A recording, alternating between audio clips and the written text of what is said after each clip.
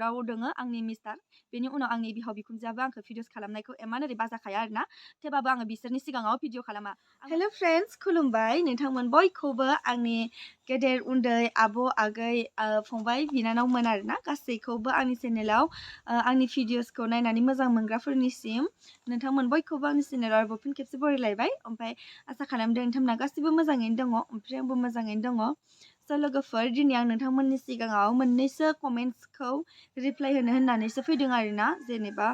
आंखौ हेट खालामो ना मायो आं बेखौथ' मिथिलिया जायखिजाया बेबायदि कमेन्ट्स हरनायखाय आङो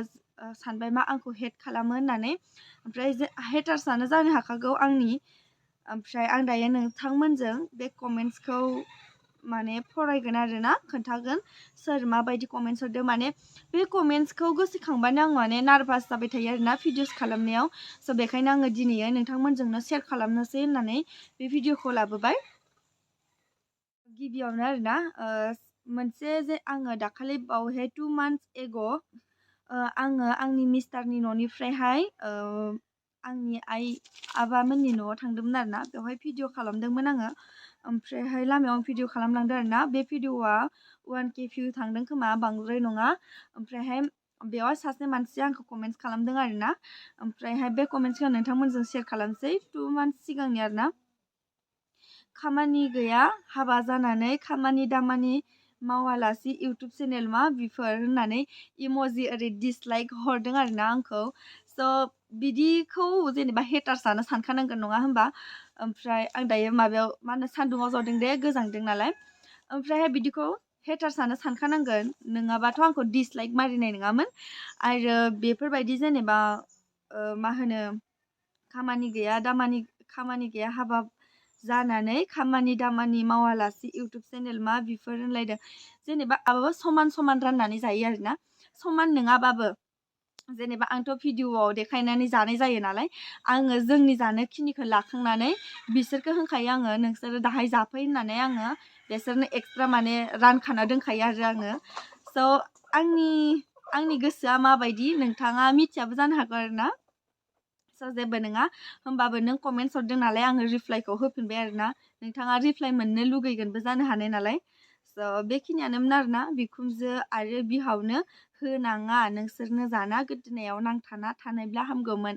होनलायनायखौ माबायदि सानगोन होमबा हेटार्स सानगोन ना मोजां सानगोन बेखौथ' हेटार्सआवनो लिस्टआव गोग्लैखाबाय बेयो स' बेनो आरोना ओमफ्रायहाय सासे आगै होनगोन ना मा होनगोन आं मिथिला बेयो मोजां होनहरखो ना गाज्रि होनहरखो आं मिथिला आरोना थेवबाबो आं बिनि कमेन्ट्सखौबो होननो लादों स' नायबाय थादोंबाथाय नोंथाङा मा सानो आंनो कमेन्ट्स हर ओमफ्राय माने इजिया नार्जारि होननाय आगैया आं दाखालि बरमायाव 4th एवार्डनि 4थि बान्था राननाय फिल्मनि आरोना बेवहाय आं थांदोंमोन ना फांसनाव ओमफ्राय बेवहाय आङो गासै माने आं जिखिनिखौ लोगो मोनदों बेखिनि एक्टर एक्ट्रिस आदा आब'मोनजों आङो माने भिडिअ खालामदों आरोना ओमफ्रायहाय भिडिअ खालामनायखौ आं नोंथांमोनजों शेयार खालामखाबाय आंनि भिडिअसखौ जाय नायो बे मिथिगोन ओमफ्रायहाय माने आङो बेवहाय सबखौनो आङो आब' होनदों आरोना ओमफ्रायहाय गितास्रिखौबो आङो आब' होनदों गितास्रि रामसियारिखौ सिंगार आब'खौ आरोना ओमफ्राय आङो आब' होननानै गाबज्रिनायाबो मा आंनि भुल नामा होमबा आं माबा बेखौ सनमान होआखै नामा आंथ' आब' होनलायनानैसो बे गितास्रि आब'खौ जों भिडिअ खालामदोंना आंथ' माबा डाइरेक्ट थांनानै सोखो मोखो देखायनानै आं बिदि भिडिअ खालामहैयाखै नङाना माने खालामदों नोंगौ ओमफ्राय आरो आङो आंनिया आब' होननाया गोरोन्थि जाबाय आरोना माने बेनि साननाय बादिब्ला आङो जेनेबा आंखौ होनबाय बुरिलायना गितास्रिखौ आब' जायो जाम्बि होनबाय आरो आं जाम्बि आरोना माने आङो गितास्रिनि अनेक गेदेर आरो जेनेबा आङो 30-35 बोसोर जानाय इबायदि आरो ओमफ्राय गावखौनो उन्दै सानथारदों खोमा इदि आरो स' आंखौनो उन्दै सानाखै आरोना माने आङो गितास्रि आब'नि सानै साथामसो ब्रादारमोन दङ आरोना इउटुब चेनेल जेनेबा मा होनो लाइफ स्टाइलनि एक्टर एक्ट्रिसफोरनि लाइफ स्टाइलनि भिडिअस होयो ओमफ्राय बे भिडिअआव आङो गितास्रि आब'नि लाइफ स्टाइल भिडिअसखौ जेनेबा थानाय जानाय बेनि लाइफ स्टाइलनि भिडिअसआव आङो गितास्रि आब'नि बैसोखौहाय 26 इयार्स होननानै मख'नाय नुदोंमोन गोबाव जाबाय आरोना मास मोनब्रै मोनबासो जानांगौ बेवहाय आङो 26 होननानै नुनायखाय आं गोसोआव दङ नालाय ओमफ्रायहाय आङो आब' होनदों आरोना जेनेबा बेवहाय नुनायजों आंनि बैसोजों सेम नङा नालाय स' आंखौ बुरि नुयो नोंगौ आं एसे माने आङो उन्दैयावनो हाबा जाबाय नालाय दा गथ'बो मोनबाय ओंखायनो आंखौ बुरि नुयो आरोना हिन्जाव मानसिखौ जिमान उन्दैबाबो मोखां बा बैसो मोखां सेहेरायाव नायनानै बिनि बैसोखौ हमना मोना आरोना आंनि बैसोआ नै थांनाय सेप्तेम्बरनि 12 तारिखावहाय आङो 22 कमप्लिट खालामबाय स' बे आब'निखौ आङो 26 होननायखायसो आंनिया 22 नालाय बेनिया 26 नालाय आङो मोनसे सनमान होननानै आब' होनलायनानैसो आङो भिडिअ खालामदों आरोना स' नोंहा बेखौ मा उसुबिदा मोनखो आं मिथिलिया ओमफ्राय जेनेबा महर मोखांखौ होनोब्ला आरोना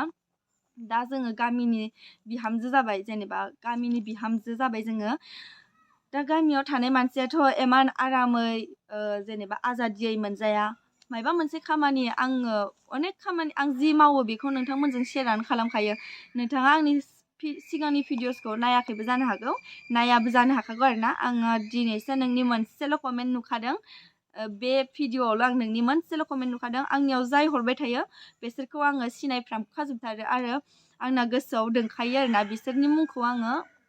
बिराद गोबां आंनियाव जाय कमेन्टस हरो बिसोरनो हरफ्लेबाय थाखायो आरो बांद्राय गोबां बिदि गोदान हरा आरोना जों जाय हरलायलायो बेसो कमेन्टस हरखायो आंनियाव ओमफ्राय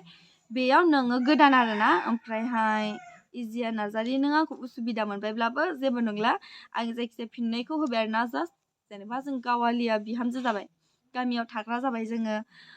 एमान ओरै जोंनाव हेभि जेनेबा जों मेकआप सेकाप लगायनानै थाबाय थानो मोना खामानि दामानि मावनांगौ जायो जोंहा गथ'बो दंबावो बेनि सायाव जोङो होननोनो रोंलायलांला आङो मा होनबावनो आरोना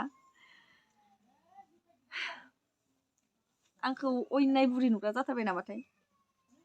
मिथिलाहाय आं अयनाय बुरि नुग्रा जाबाय नामा आङो बेबायदि कमेन्टस नुबाथाय गोसोखौनो डाउन मोनग्रा जाजोब्बाय आङो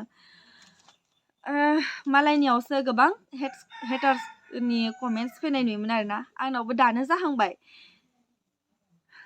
थाखायो थानायालाय आंबो मिथिगौ थेवबाबो बेबायदि कमेन्टस फैजाबाथाय गोसोखौ अखान्थि मोनो दा बे आगै होननांगौ ना आब' होननांगौ इजिया नार्जारि बेनियानो आरोना आंखौ एसे दुखु होबाय जेनेबा बुरिलायना गिटारस्रिखौ आब' जायो जाम्बि गावखौनो उन्दै सानथारदों खोमा होनलायबाय नालाय उन्दै सानथाराखै आरो आङो जेनेबा आं बिनि कारेक्ट बैसोखौबोथ' मिथिया नालाय लाइफ स्टाइलनि भिडिअसआव जि नुदों आं बेखौनो जेनेबा रियेल साननानै बेखौ आङो आब' होनबाय आरोना स' आब' होनदोंबाबो आङो जायखिजाया बेखौ सोमोन्दो लायालासिनो बेजों भिडिअ खालामाखै आरोना नोंथांमोना आंनि बे भिडिअखौ मोजां मोनखोना गाज्रि मोनखो आं मिथिला आंनाव जि कमेन्टस फैदोंमोन आं हेटार्सफोर बायदि मोननानै हेटार्स कमेन्टखौ आङो दिनै फिननाय होबाय ओमफ्राय दंबावो आंनाव दोंनायालाय थेवबाबो आङो बांद्राय होनो सानाखै आरोना आंनाव गोसोआव जिखिनिया नांसिनदों जिखिनिखौ आङो उसुबिदासिन मोनदों आं बेखौ गोसोनि साननायखौ आंनिखौ फुरा क्लियार खालामबाय आरोना स' नोंथांमोना आंनि दिनैनि बे भिडिअसखौ गोरोन्थि सानदोंब्ला आंखौ निमाहा खालामबानो जाबाय आङो थानो हायियाव बे भिडिअखौ खालामबाय आरोना स' दिनैनि भिडिअआ बेखिनियानोमोन आरोना जाहाथे बयबो गावजों गाव सापर्ट होलायो बेबायदि हेटार्सआथ' थाखायो थानायालाय सासे सानै आंनावथ' गोबां गैबावा गैनाया थेवबाबो आङो गोसोआव बिराद अखान्थि मोनदों आरोना बे कमेन्ट्सखौ नुनानै आं आइ लाभ इउ होननायनिखौथ' आं सिगांनिफ्रायनो माने होननो सानबाय थादोंमोन अब्लाबो होनाखैमोन आङो ओमफ्रायहाय दिनै मोनसे गोदान माने बिदि जेनेबा हेटार्स सिस्टेमनि कमेन्टस मोनबावनानै आं बे भिडिअखौ खालामनाय जाबाय आरोना स' बेनोमोन दिनैनि भिडिअआ स' बाय